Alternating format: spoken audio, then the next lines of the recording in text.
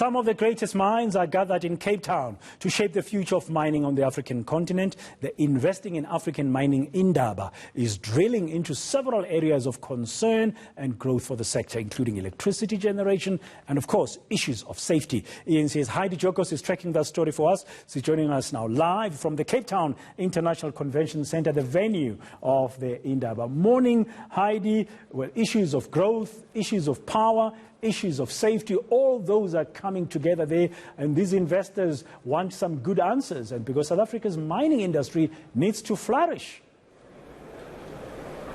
Most definitely, Brian, and I think yesterday, just hearing from the Mineral Resources Minister, Gwede Mantashe, highlighting the fact that there is a massive electricity problem, and of course this is impacting mining companies to a large extent. But we are going to speak to Sibanye-Stillwater CEO Neil Froneman about how their company is doing. Thanks so much for your time, Neil. We really do appreciate it.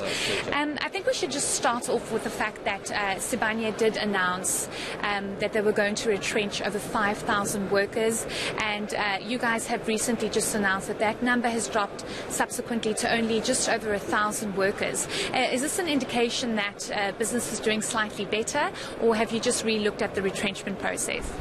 No, certainly we're in a very different PGM environment. As you know, palladium and rhodium prices are at an all-time high.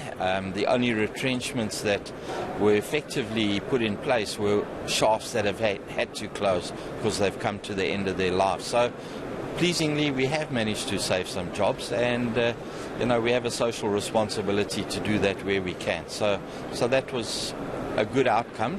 But let's recognise that some jobs were lost, which is always very sad. Most definitely, but I mean, you've managed to save over 4,000, which is quite good. You guys also have recently stated that you've managed to have 10 million shifts done with no fatalities. And just speaking about the concerns around safety in mining, this is quite a good accomplishment. Look, it's an awesome accomplishment, and all credit to our employees, the stakeholders, organised labour, and of course management.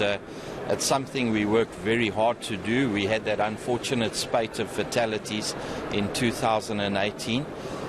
We worked together with organised labour, and this is the result. So where you get collaboration, and that's what's needed in South Africa, you can move mountains, and we moved a mountain here.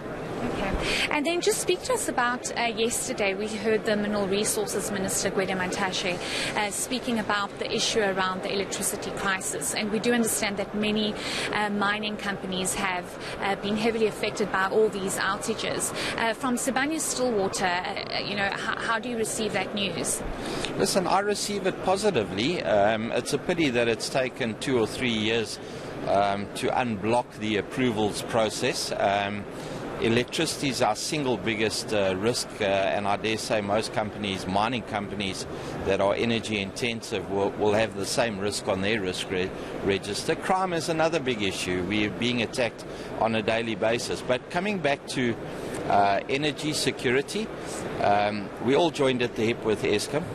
We need to help Eskom work, and we have solutions in terms of self-generation, which is what the Minister has very welcomingly opened the approvals process for. So we're part of the solution, and and again, more broadly speaking, business is part of the solution if they are used in the right way. And then just lastly, Neil, this is the 26th mining Indaba.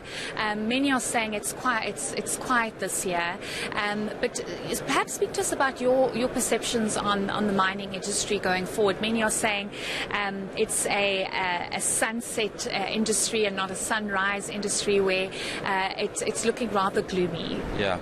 Look, all credit to the organisers of this event. It's an annual event. It's a really good event. It's an international event. But I must say that mining in South Africa is at a real crossroads.